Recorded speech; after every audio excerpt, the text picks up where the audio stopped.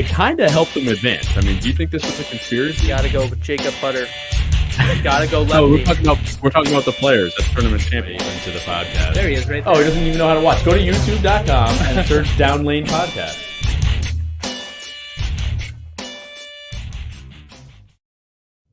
Good evening, ladies and gentlemen. Welcome to Down Lane Podcast. We are streaming live from the lab at Town and Country Lanes. I'm your host, Kyle Haines, and with me is the assistant to the host, Joe Biden. What are you doing? Apparently I got a new mic, everybody, because I'm too loud. So, I don't know. What's up, Nick Harris? What's up, Steely Bones? Welcome back to the show.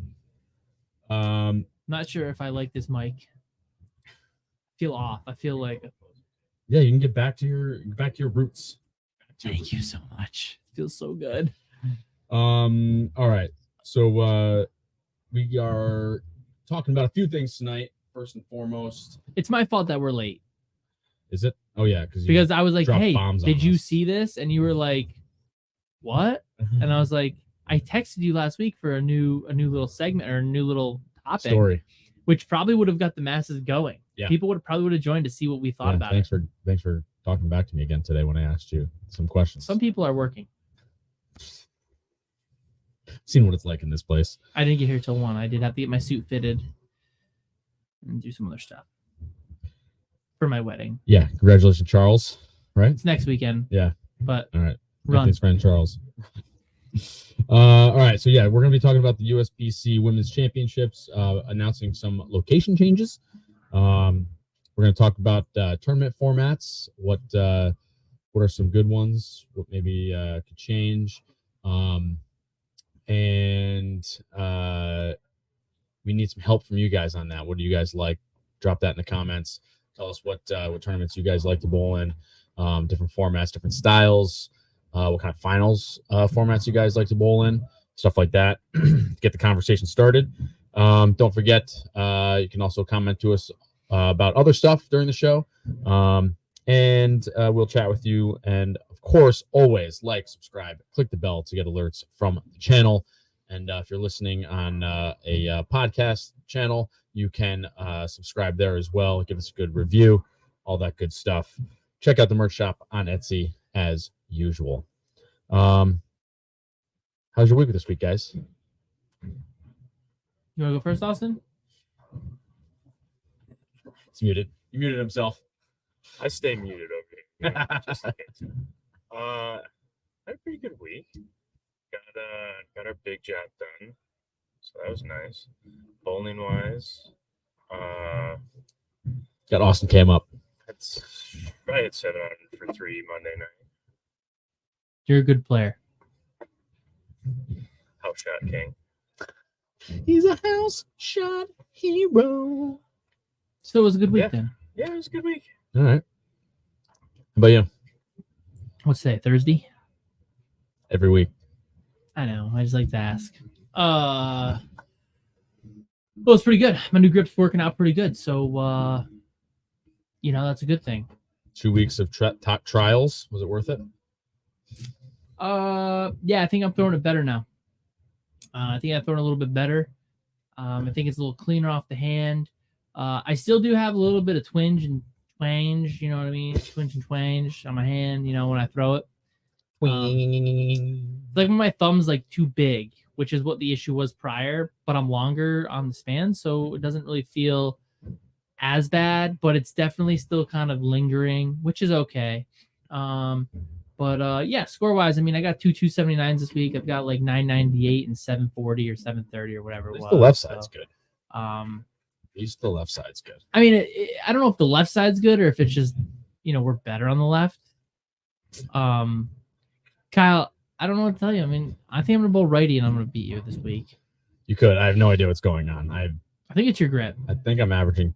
Okay, but my grip's been like that for 5 years now. No. It's been a while. Can't be 5 years. 2 years. No, it's got to be the first year. It's only 3 years, man. No, not even 3 years yet, because it was the first time you won the Super Bowl Baker's double. Mine's 3 years. Mine's been a year now. Right around a year. Well, you got to remember, we skipped a year.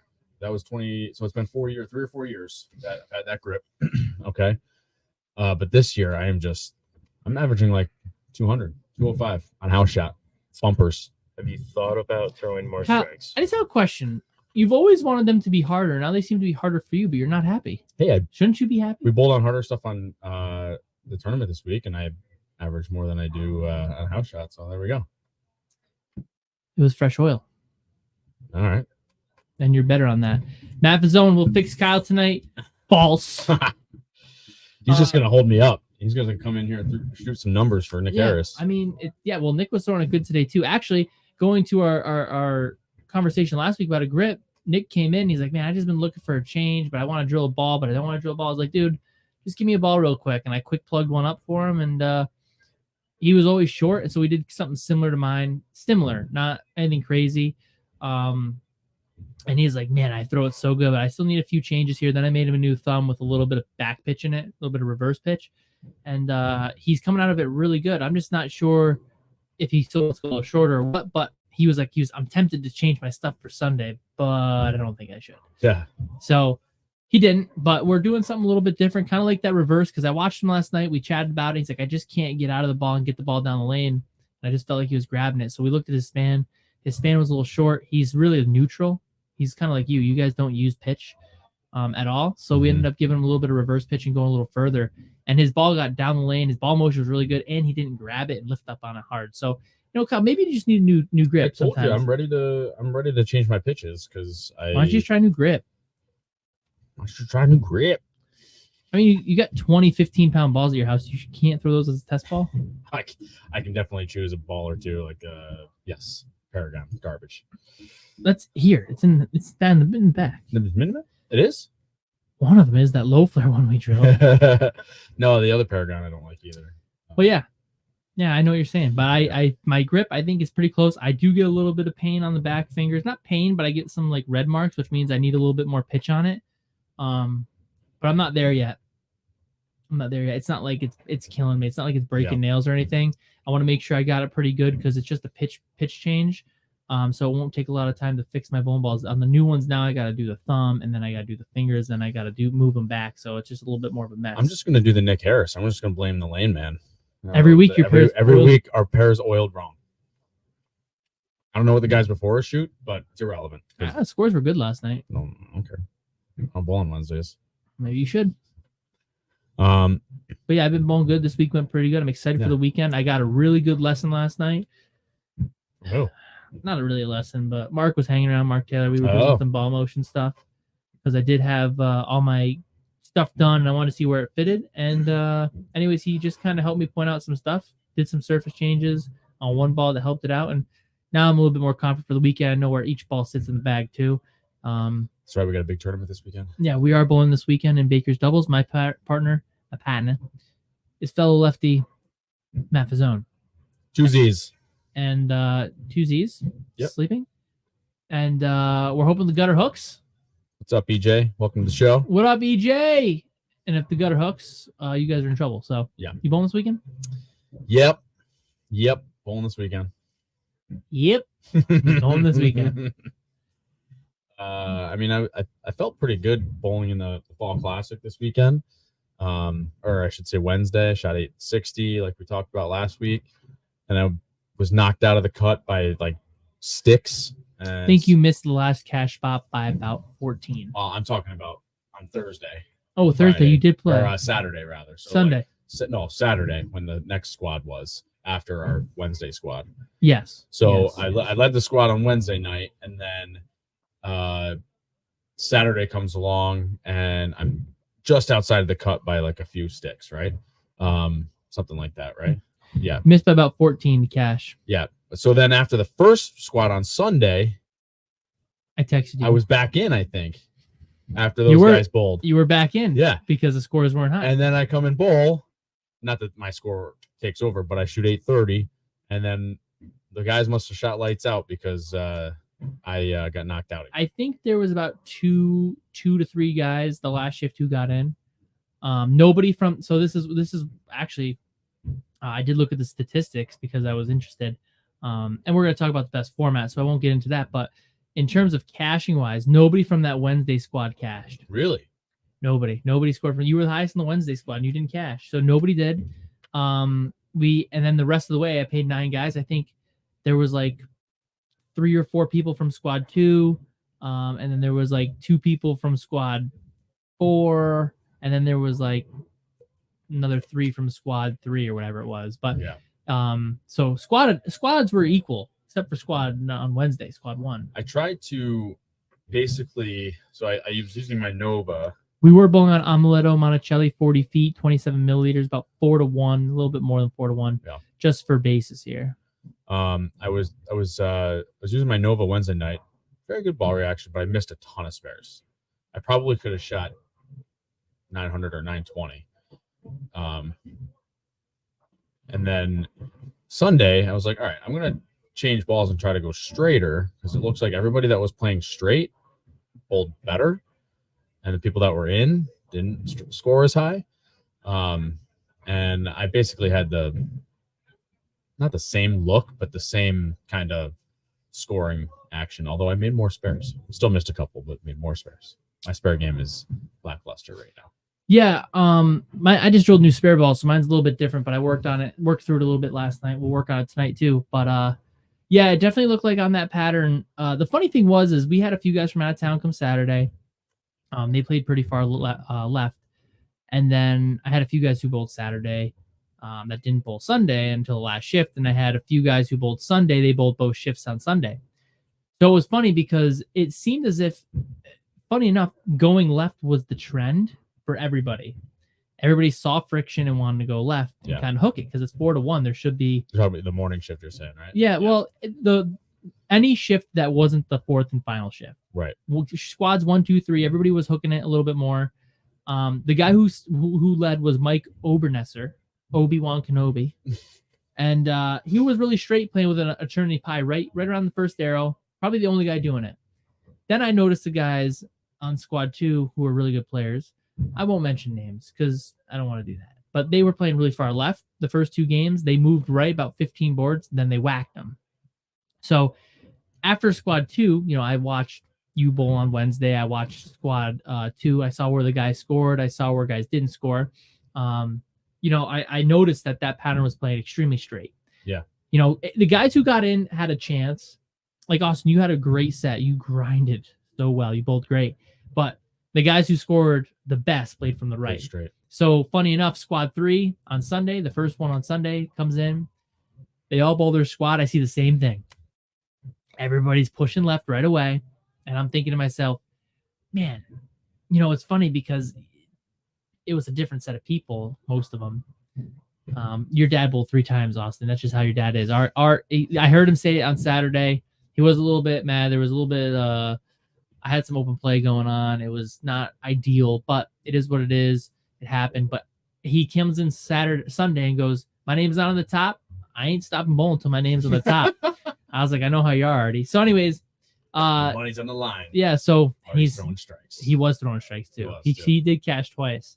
But anyway, so then the final shift comes. Everybody's playing left. The final shift comes up, and that's when everybody who bowled, who had a shot and learned how to play it, stayed. I mean, you had some good local guys. You had Fazone, he had a good look. Kyle, you came back in, but you played him, I'm gonna say, the right way on Wednesday. And then you had your dad, Austin, who was striking a ton, and you had JP Harrell. He got straight and was bowling pretty good. He whacked him. He would have one bad game every time.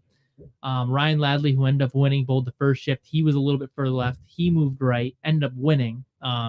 He bowled fantastic. Crushed him.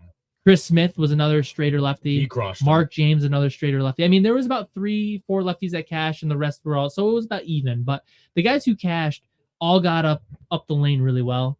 And that's when I noticed, I said to one of, I think we had some employees working, I was walking around. The first game, we had 8 220 games out of like 13, 14 players. 8 220 games. I mean, right off the rip, that puts you at plus 80. If you go 4 games and shoot 220 a game. Right. So you're on your way. And everybody was pretty straight. And that's when I was like, the winner's coming off this squad because these guys are they all know how to play, and now they're all funneled into the one spot. And it was a race. But then the next game, we only had one game over 217. Believe it or not, it was 218. Once that first move happens. Yeah. That's when you find somebody else's pair who's been practicing on it for 10 minutes and it changes. Yep. But yeah, so it was interesting to see everybody funnel the right spot. And the best players were there the last day who bowled in the event, I thought, who had a good look. They came back and they everybody knew how to play him, it looked like, and they all played the same area. Congratulations to Ryan Ladley. He won the $1,000. 1,000 bones. 924 scratch, and he got some pins because we re-rated. But we're not going to get into that format portion of it because this is the tournament. We're going to talk about that today, the tournament stuff, because I do have some other stuff that were brought up to me, and we can chat about it here. But it was a good event. I'd like to run monthly sweepers, or maybe every 2 months. I was thinking about that today, tweaking it a little bit. But we're going to get into the format and why I chose that format and what people think is the best format, because I do have some ideas for the future and want to, say why I chose them. Stay tuned, folks, because that's coming up a little bit later. Yeah. But First though, women's tournament. Yeah, let's get into that. USBC women's tournament. So unbelievable. This year, 2024, that is, they're going to Reno. But Reno has been taken off of the schedule, which was supposed to be 2026. If I got that right. I think it's Reno, Vegas, Reno. But now it's no longer Reno. We're talking about the women's tournament. I know. You said Cincinnati got taken off the schedule too. I mean, I thought Cincinnati would be a great location. Yeah. That to me, that's a great location. Midwest. It's a little more central. Technically east, but yes, it is more. Yeah, it's more east. It's more east, but it's still more central than Vegas and Reno. Yeah, for sure. Of course. Really, so those were taken off. Yeah. Okay. No real reasons why. Well, Vegas needs another 4 years. You should look at the list. It's just Vegas with a couple of holes of who knows where they're going to go. TBA. Reno. Question is, what's the deal with Reno? Are they seeing a bad response from the Open Championships and the women's tournament? It's a possibility. I know a lot of people that I know, your wife included, who despises that town. Is that where you're going with that? No, but I know a lot of other people who went there this year that not wrote bad reports, but just didn't give a good report back. Yeah. A lot of people weren't happy. I didn't mind, actually. I think that we still had a nice time. I mean, is it Vegas? No. Is it a awesome resort town? I don't think so. Is it? It was serviceable. It was nice. It was fine. I just think that people don't. You're gonna get out of it what you put into it, and for us, I don't think we put enough time into it to figure out where to go and what to do besides Lake Tahoe. Well, that was good. That's a no-brainer. I mean, that was great. Well, that's what I'm saying. But we didn't even go around the lake. Almost. Almost did, but we didn't do the whole thing. Like, you could probably section it off, but also, there's other towns outside of there, like I think it was Sparks, it's called, that looked a little more touristy, suburban, more shopping centery. There are more entertainment, more things to do in that location. While the downtown Reno, there's nothing really to do except ride scooters. So I don't know. That's the thing, is that the USBC, regardless, doesn't really give you that information like, hey, Sparks is here, there's XYZ. You have to go bowl the BTM to find Sparks. And then when we were driving around, we found a little bit of stuff. I did see some videos that they posted, and they were really trying to push some different things in Reno, like to do. It was weird because I think it was Packy, maybe, that was like they got him to do some videos. One of them at like that Top Golf place, not the real Top Golf like they have in big cities, but the simulator place. They had him go there, and I think one or two other places to try to promote different things to do in Reno, maybe to try to help boost up the numbers a little bit, or just get people excited to go. Right. I just feel like it's a slower town, and people, when they go to that vacation, they want that entertainment factor. For me, I'm okay with that. A bunch of us went to the AAA baseball game. Yeah, that was a blast. Multiple nights. Yeah, I think I went twice. I think. Did I only go once? I thought you guys went twice. You were yelling at the players that kicked you out. We did not get kicked out. We were yelling at the kid from Colony, though. They couldn't believe they had a kid from Colony there. Yeah, it was on the opposing team. I don't remember who it was, and I don't remember the kid's name, but he went to Shaker and graduated. I don't know, probably however many, 4 or 5 years ago or whatever. And what wouldn't you know it? The time that we are in Reno, Nevada, the kid that makes AAA baseball team is from our hometown, ish. Cool beans. So we yelled at him, "Go home! Go home!" Yeah. I may have been saying other things, but No, I think it was definitely a nice town for me because I think it's Oh, he different. must have went to South Colony. I thought he went to Shaker. No, I Okay. must have went to the crap Bones. colony. Boo colony. Anyways, I just feel like for me, like that place was okay because it's not so stimulating to go there. Yeah, dude, Vegas is just Like there's sometimes it's too much. Yeah. So for me, because for me, I'm around people all day. So when I go somewhere, sometimes like I like to hang out with my friends, but I don't want It'd be it nice to be a vacation, a little relaxation time. Yeah, like I don't need the gambling and the smoke and like the that's just me. You can do that in Vegas and go to the pool, but it's still like you go to the pool and we went to the pool last year and they had a freaking Steve Aoki concert outside. And it's like, all right, like I guess I'm listening to freaking whatever that techno stuff is. Yeah. So not like I care, but I do like Vegas. I like the weather. I like to go out there. But like Reno for me was a slower pace, and I thought it was pretty clean for us. I thought, a lot of people said the pricing wasn't fair. Our pricing was unbelievable. Like there was discounts for what? For food and stuff. I mean, the only thing that I have to complain about price wise is getting there. Well, yeah, but when we went there, horrible. The food was good. We got discounts and everything. Like, hey, you guys bowlers? We're like, you guys are bowlers? Yes. You guys are bowlers? Oh, yes. Yeah. You guys are bowlers? Yeah. They just asked and me. It was a huge percentage off. Yeah, we got like water. We got like waters for like 25 cents. Yeah, it was stupid. We bought like 20-ounce bottles of water. Yeah, they were huge. Yeah, and we're like, what was everybody complaining about? Now maybe something happened to where in the middle of the event I heard that it changed, but I mean, at the end of the day, we went out and it was a good experience for me. I wouldn't mind going back again, but if people are giving a bad report, I mean, hopefully they move it away from Reno if that is what's happening, and they go more to Texas or they go to a centrally located place. Yeah, we were supposed to go to Houston. Well, they were supposed to build a place there. Right, and they used to go to Corpus Christi. Yeah. I'd love to go. But in 2025, the big one is Baton Rouge. That'll be cool. And we've already got a bunch of interest, and like once we find out from everybody in February, because that's what I gave everybody a deadline for, to tell me if they're going in 2025, because when you're bringing a lot of teams, you get advanced reservations. We're bringing 50 this year, but I mean, 50 people. I just don't think that teams. I think we just keep it 40 or 50 and just leave it. You know, listen what I mean? Here, buddy. That's what it is. You don't need to bring more people. You're gonna have people drop out. You want to go to Baton Rouge? Pay. All right, you can be in charge of the money then. No, you're in charge of No, but I'm saying you're in charge of money. But I'm saying like what I'm saying is like if you want to go, if you want to go, put your money up. Like don't wait. You know, like I mean, I haven't given you my money for Vegas or Reno or where are we going this year? We're going to Vegas this year. All right, we're going back to Vegas. Yeah. Just remember every other year. Yeah, we're gonna keep going. More back-to-back years, but yeah. Whatever. Anyway, Baton Rouge is I think getting a lot of attention.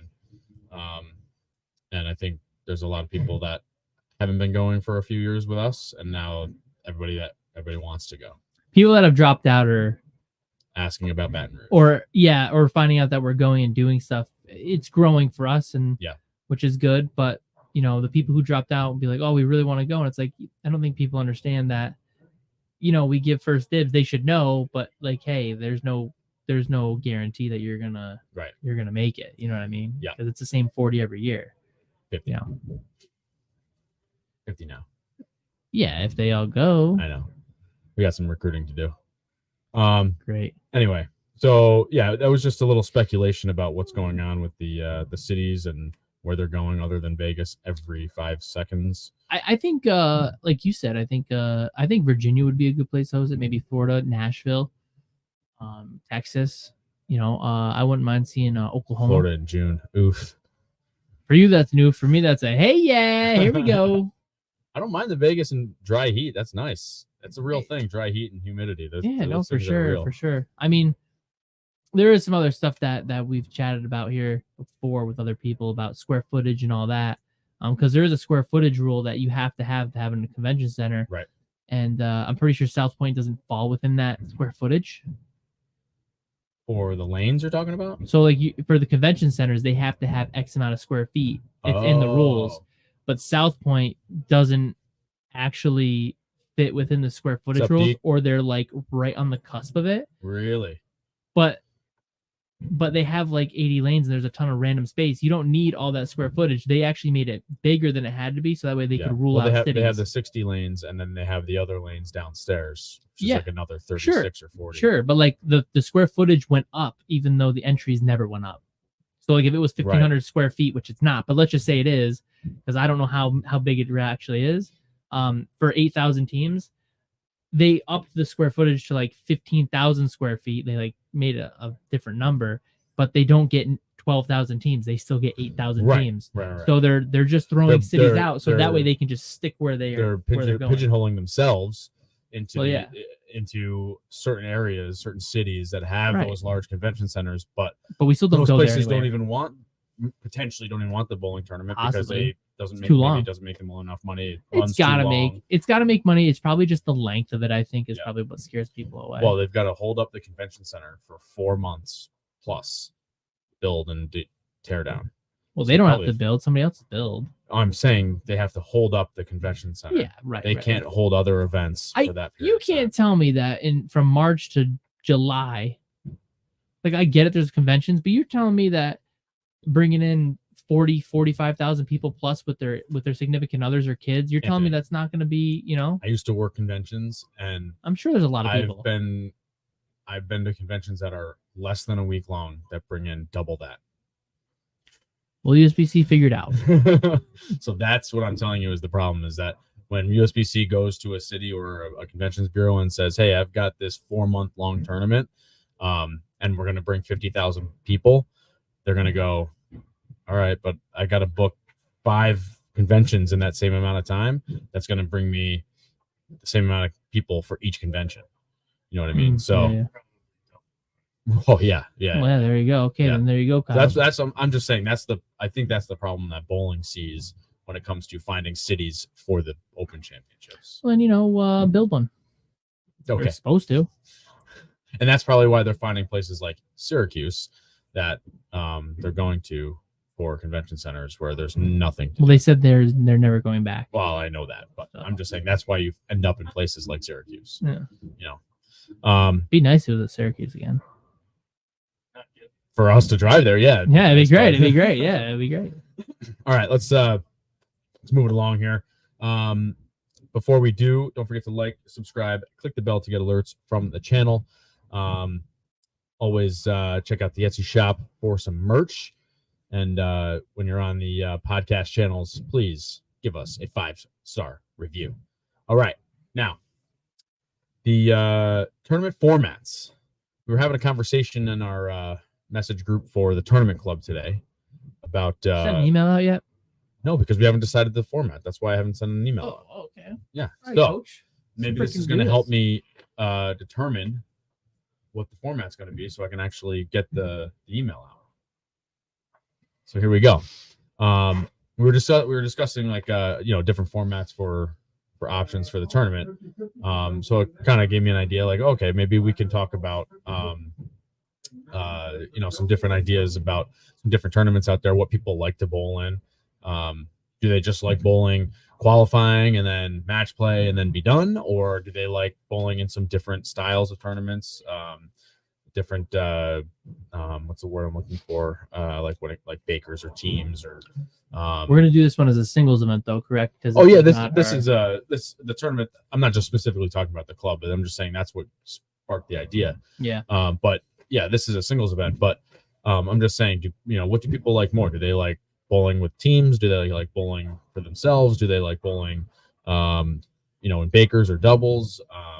What's your favorite there?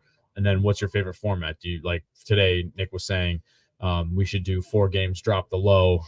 That's your qualifying score, 3-game triple, and then go into finals and then do 2 games, drop your low, and readjust everybody. What are you thinking? What do you find to be the most popular when you run a tournament? Your most popular is doubles, and it doesn't really matter if it's bakers or if it's regular. Doubles is always popular because you only need one other guy. I don't really understand. If it's me, I'd rather just bowl singles because I don't have to worry about anybody else. Not worry about it like in bowling terms, but I don't have to find somebody and be like, okay, can I compete with this guy at this event? Right. Now, when I go out and I bowl You by don't have to worry myself, about them. They don't have to worry about you. Yeah, you don't me have to worry about you yeah, just bowling. bowling for them. Yeah, right. So, I think the most popular in our area by far is Baker's doubles. Well, maybe not Baker's doubles, but just doubles. My Baker's doubles gets about 250 teams we had close to last year for like 4 weeks. And I know this weekend they have close to 50 teams up there for one shift. And they have there's like 4 other doubles tournaments. Really? Where? There's are you talking about the area or you mean that we took this weekend? No, like in the area. Yeah. We got Super Bowl doubles. You got 2 Super Bowl doubles ones, Right. one the weekend of Super Bowl, one the weekend after before. Right. If you want to count over 50, under 50, that's a different section of it. But doubles is typically the most popular.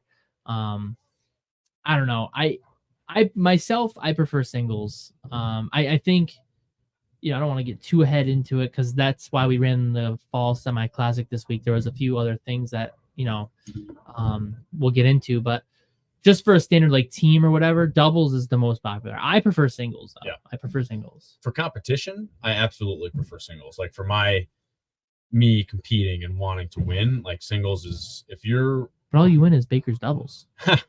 How many singles championships do you have? None. Okay. Not saying I haven't. I have no championship. So yeah, but what I'm saying is for competing, and for for his response, the thrill of competition. Response of what? Just look at his face. He's just ready to get on the mic, Austin. What? Because he's like just ready to talk. No, I'm just saying for the thrill of competition and for competing. You like singles. Singles is absolutely the best, but for fun. For having fun, team and doubles and all that stuff for Bakers or whatever. Where 5-man is the most fun. When you're in a group environment, yeah, if you want to take forever. Well, I mean, I don't know. I mean, I don't. That's a good thing because you know what? I mean, we're talking okay, we're not really into the format portion of it, but Swiss Trios was also Swiss Trios. I forgot about Swiss Trios, and that is before we get into that. So Steely Bone says it's easier for him to get into a competitive mindset if he's bowling singles, which I can totally agree with. I'm much more relaxed, I think, which is a good and bad thing, right? Like I'm more relaxed when I'm bowling in doubles or teams or whatever. I just for some reason it just feels more like you're bowling league than it does bowling in a tournament. You get relaxed. Shut up, Austin. So Austin, I saw you were ready to jump at the Austin bit. was ready to jump on. Yeah, you weren't. Oh. What were you gonna say? He did mention my name. I didn't even say his name. He just turned me on. I was steamrolling. Maybe he can't hear him his radio. No, I think I've had my most success in doubles tournaments. And what do you prefer though? What do you prefer though? Like if you went out and bowled, what do you prefer? Like if you could pick one for the rest of your life. I mean, the problem is I'd break it into categories. So, like, obviously, your singles events are more towards the guys who, but this is the best way. The guys who are head down into it, like, yeah, I want to get somewhere doing this, right? And then obviously your team events are more for the guys that are like, hey, what are you doing this weekend? There's a tournament going on down the road. We should go try it out. Depending on the level, like that's not how I don't think we treat like OCs or even states. I think we take pretty seriously. But he said down the road. Yeah, but that's no, I know, but those are not down the road. But I feel no. What I'm saying is, I feel like those are two different. Like, states is usually not too far away. Sometimes I gotta be honest. The last couple times we went to states, we weren't really. Yeah. All right. Fair enough. But was not a head down mentality. Yeah. But what it sounds like though. Oh, great.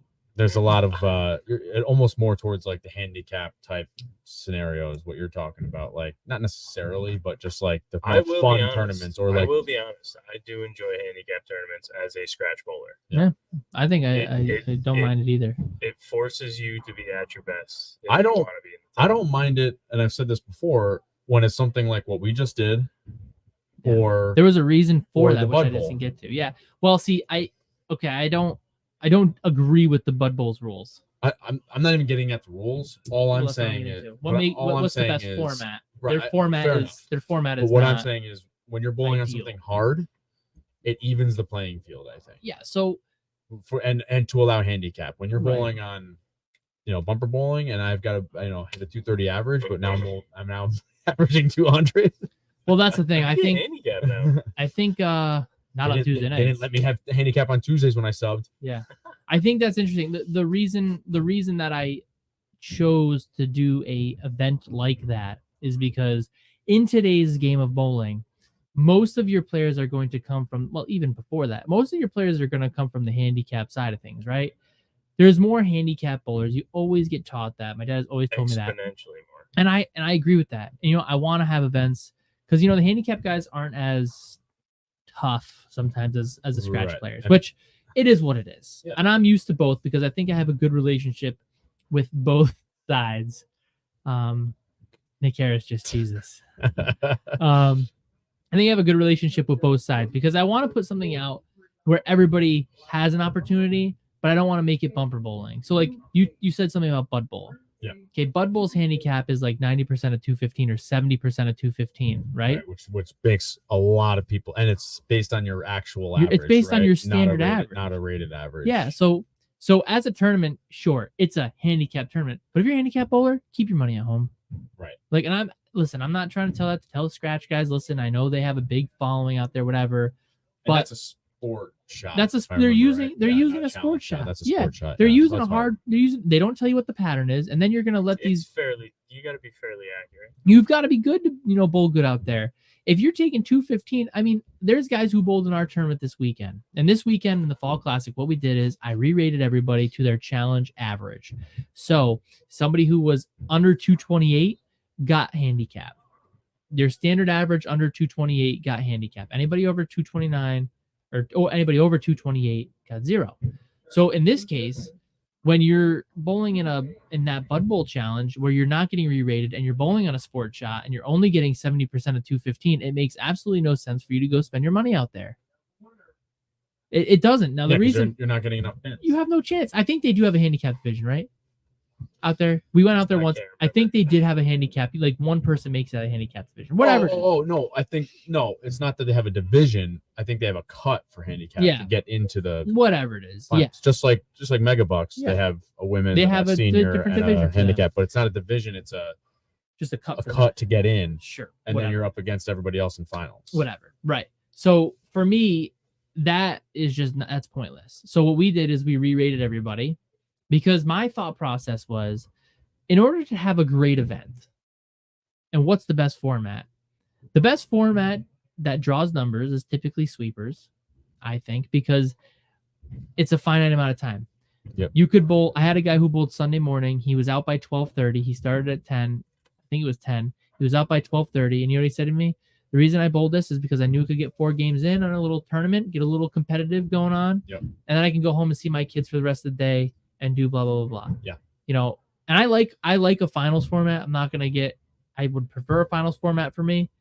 But like if you prefer a finals format when as it's a player in your singles competition, but to get the most amount of players, it's a whole other story because you don't want to have to dedicate 2 days of your time in order to, or a morning and an afternoon to if you don't want to potentially make the finals. Yeah, I mean, shoot, when we go out to Neva's, that's a full day. You're not home till 10. You're out there 14 hours. Yeah, you're talking about hours of driving plus the qualifying, and then and I never make. I don't know what making finals is like anymore, but finals. But yeah, so we ended up re-rating off of your standard to your challenge because we used the challenge shot. Yeah, and the goal behind that was to try to bring the handicap player and the scratch player closer together. The scratch guy. If you're over 228, you don't need pins. Shouldn't. If you don't really need it over 220. Need them. Yeah. But what I'm saying is it brought everybody closer together. Granted, the one guy won. He's a good bowler. He got pins. He was a 219 average. He was taking a 200. He's close to scratch as a bowler. He's a good player. He's a good player. Yeah. He's not powerful. Makes his spares, man. Yeah, he's not powerful, but he keeps it in play and he keeps himself close. I just feel as if that's the way that all tournaments should be done because you're going to.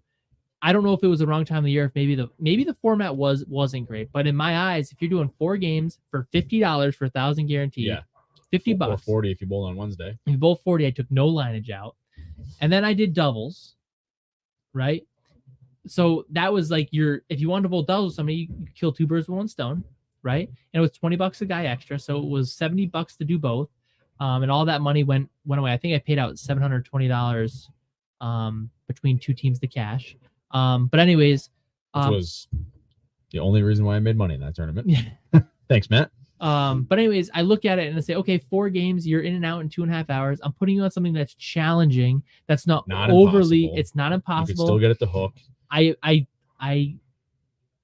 I showed you the pattern. It was on Facebook. I didn't print it out, but it was available before when the tournament came up. It was already chosen. Yeah. Because I did a test tournament in the summer on one of it on this actually, and then I said I liked it because it wasn't impossible, but it wasn't super easy. Right.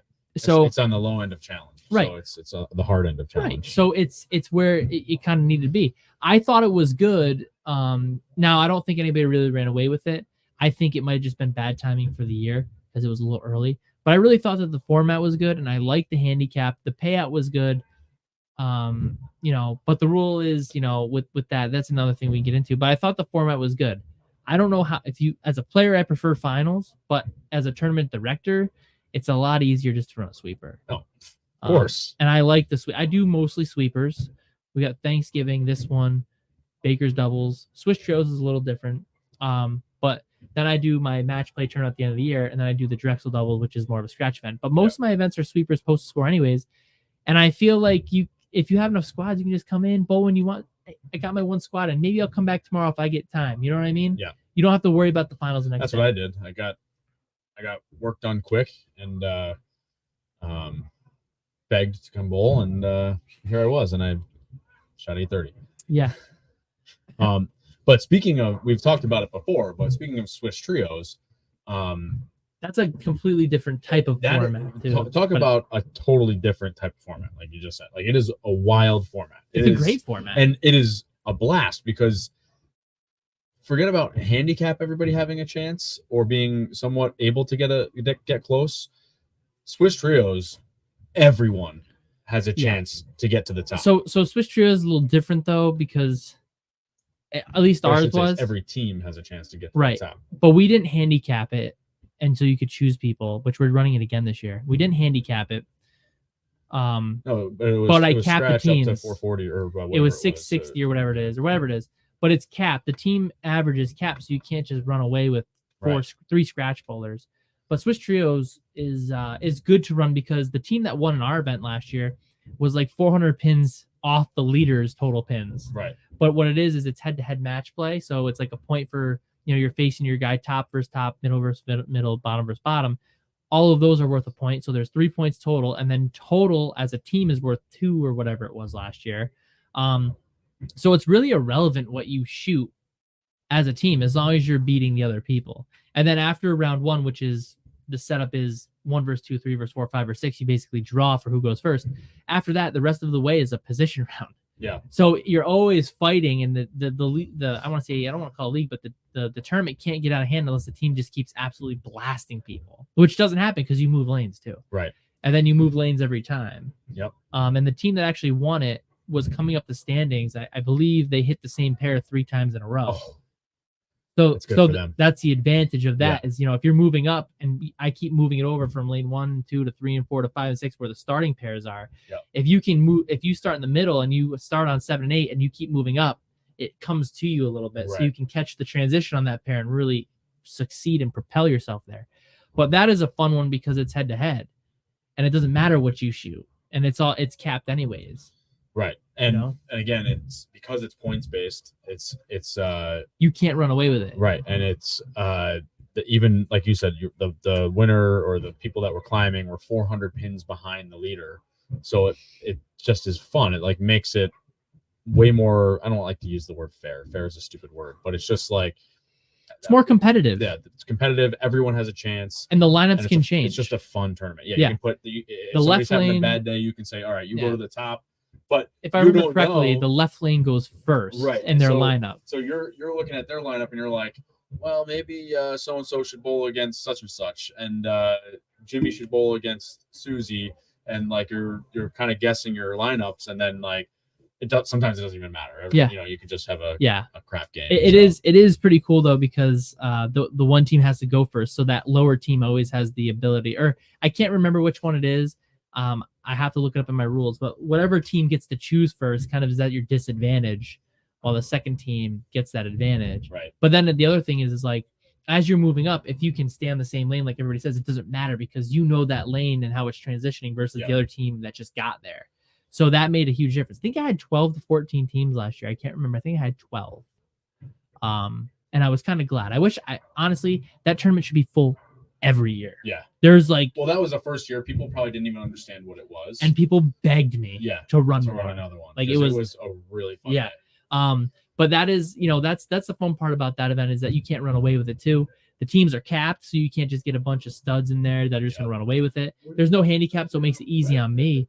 But, for the guys who look for the action, I think qualifying is 6 games.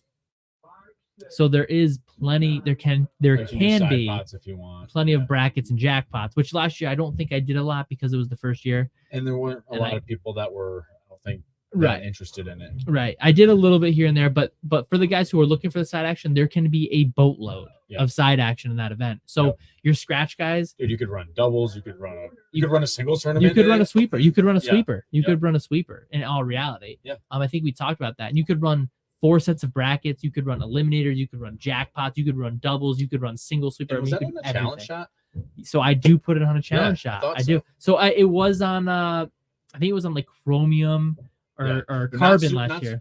Not super hard. One of the two. But 6-1. But I will say, for people that we talked about this last year right after the tournament, but for people that, especially the lower average bowlers that have zero experience on it, it was challenging for them.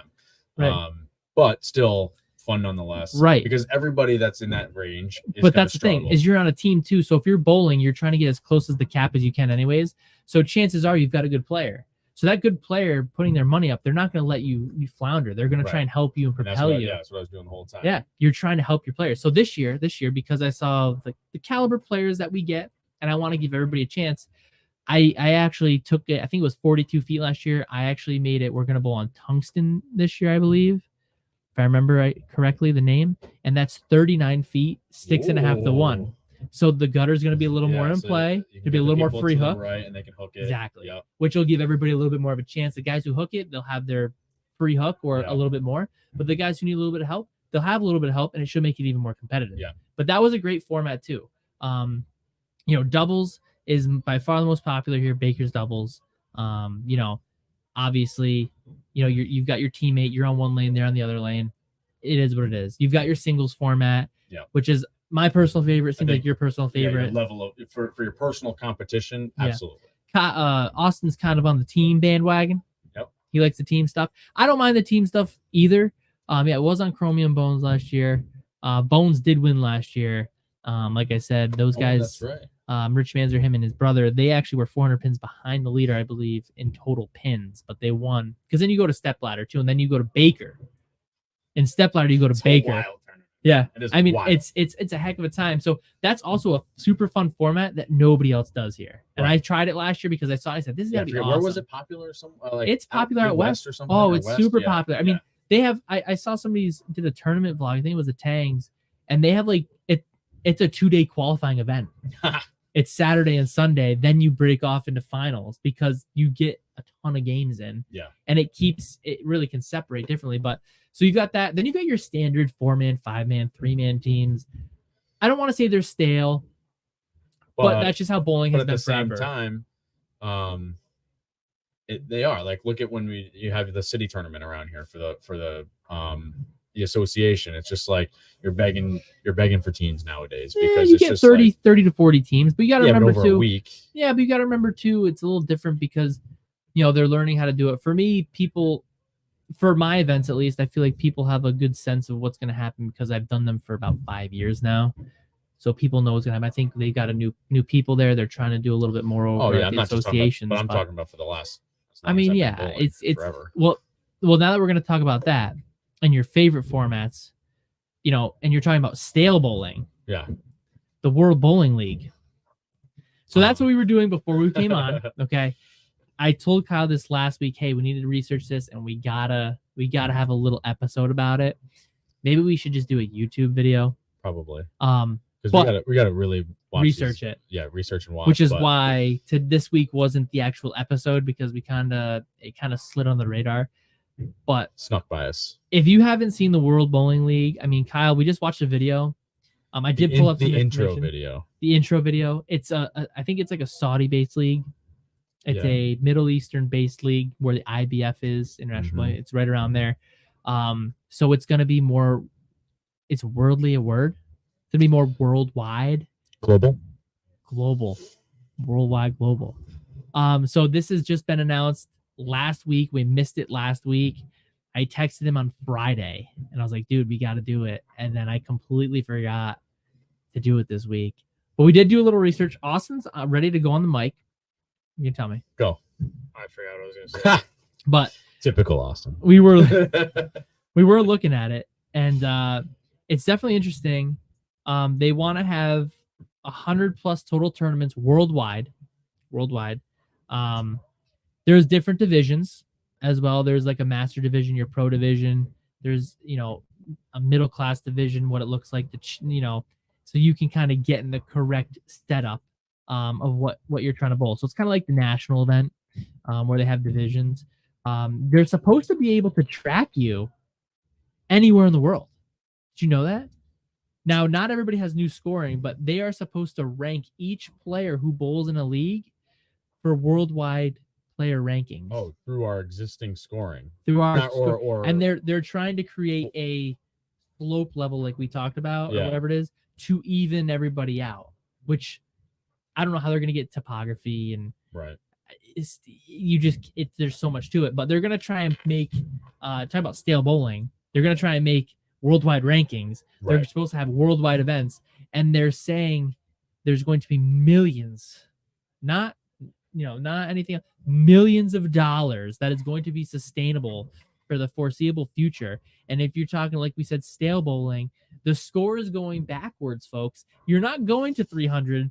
You're starting at 300, and whoever gets to 0 first, from what I understand, will be the winner. That's right. So every shot, from what we heard, buckle up, because we have no idea what that means. So whoever gets to 0 before the other guy is going to win. It's going to keep people on the edge of their seats.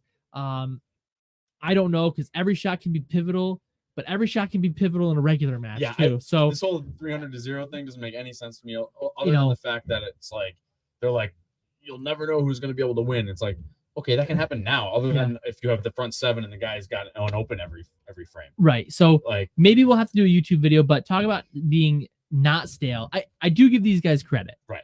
Because they're going to have modular lanes, which I don't know how they're going to do topography. Right, but we have modular lanes now. Oh, technically, sure. Like the lanes come in panels. I bet you the whole thing comes in panels, though. The lane with the ball return and everything. Yeah. But what they're going to do is they're going to take out the pin setter machines, and there's going to be pin boys and pin girls. This World Bowling League is so modern and so futuristic. Well, see, now you're using human beings. Yeah, but now you're set the pins. But now you're not seeing the vision here that I see. What is the problem? What is the difference between bowling and football when you're watching the action? When there's action in bowling, where is there action? There's not action at the approach. The action is at the pins. When I'm watching football, the action is on the field, and there's nothing blocking my view. So regardless if you can see or not, the pinfall, and you can't be behind it. Now with having the pin boys and pin girls there, and there are no machines, now you can put people around it, and you could sit behind 23-24, and I can watch Kyle Haines throw one and be like, oh my God, did you see that thing come across the freaking lane? That was unbelievable. You know what I mean? That's what I think is cool, because now you can see people around the whole arena, and you could have an actual arena, and you could see everything. The action is there. I will argue that if you sit behind the lanes, you will not be able to see the pin action, because you still need to have the curtains and the cushions. So now, if you looked at the picture, listen, all of those pictures are renderings, and none of it's real. Listen, so until they show me so what real picture of what it's actually going to look like, Sure. then I will believe But it. if there's no machines there, sure, there's a you still curtain. need to have But a if you're curtain and a kick or a cushion so sure, that it catches the ball, and that's Absolutely. going to block your view of the pins. From sure. behind. But So if I'm the just saying, people, but if the people are raised, yeah, they're going to be able to You see gotta over be the up curtain. pretty high to see over the curtain and see the set. I don't know. I think it's a From cool 20 or- idea. From 20 feet back, you got to be up pretty high to I see think Austin, down over the curtain. come on, jump in here. What are you thinking? Is that a cool concept to see 360 view? I cannot come to a consensus right now. Not Okay. enough information. I personally think Thanks for that being the tiebreaker. I'm with Kyle here. look that at their renderings though. They're gonna try and build renderings arenas out of it. Renderings don't really tell you much Right. in a practical sense. Sure, absolutely, but it makes sense their thought process. I think it's The great. thought process makes sense, but you could Thank you you. could you could say you could do the same thing by just putting clear walls instead of having black machinery. Right. Okay, you know? then do it. I'm being Get on it, serious. AMF. Come on, Brunswick. I just it makes no sense. Half of our view, like you watch the side and then it's like this. Did you see that? No, I couldn't see around your head, man. I'm telling you. Oh, okay. They're still gonna have sidewalls. They're still gonna have curtains. Yeah, and of they're course still they're gonna have gonna. cushions. Of So course they're gonna have stuff, but the still, only if you're thing that you're gonna be taking away is the top machines, so that people behind the pins can see the bowler. how about this? They got an will- ice rink on this picture. It's not even a bowling one. So I just think that's a cool So- concept. I think that would be more interesting than what is out there now. for me, the concept of the league I think is cool. The stuff about the pin boys, that's irrelevant. To Oh, me. they got a Like, it's- 360 view, bub. And then like the scoring, I don't. They'll have to explain it a lot better. I don't quite understand the 300 to 0 scoring. WBL rankings, like I said. I think the worldwide rankings will be pretty cool. Like Scientific maybe ranking they'll system? hook up with Lane Talk or something, and the- Yeah, get I everybody's think scores on there. there's going to be an app as well, a global On- app for everybody. on their website, the renderings for the modular lanes show absolutely no backstop. It was clear. There's a little clear square there. Right. You can't miss So it. so you have to have a cushion. Sure, you got to and a have it, curtain. but I'm Like, just you saying have to. if they build it The up. pin boy's supposed to grab it. But I'm just saying, if you can build up the sides, that's where the action is. Wouldn't that be more interesting than having a machine there? To me, that's way cooler. I hear what. Yeah, To I be hear what you're honest, saying. That's I'd rather the have a action. zoomed-in 4K view of it. That's the camera. action. I bet you they're gonna have cameras there. I did hear they already went live with their streaming, and apparently it was really good. We talked about it back when the IBF World Championships were going on. Yeah. Their live streaming was incredible. Yeah, they're saying the live stream Like, already is up. You could pick any camera you Got a lot wanted. of money. What's that?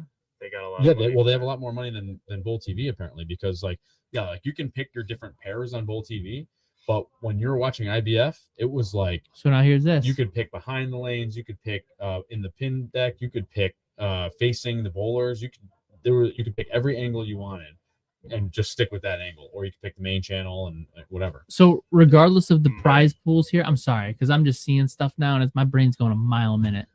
It's all money. So like for the Challenger Tour, which is like a lower level participation criteria, there's going to be 100+ tournaments. But as you start to go up, the prize pool goes up, but also there's going to be 8 to 10 master levels. There's It basically 40 to sounds 80 like open like levels. soccer. So like what they're basing it off of soccer. sure Where, like you've got to have a certain ranking to go bowl something. right. Like you're gonna have to, in order to bowl in this level, you're gonna have to get into this ranking, and then if you want to get up to the master level, you got to be in. This But shouldn't it be ranking. that way anyways? Oh, I 100% agree with that. I don't disagree with that.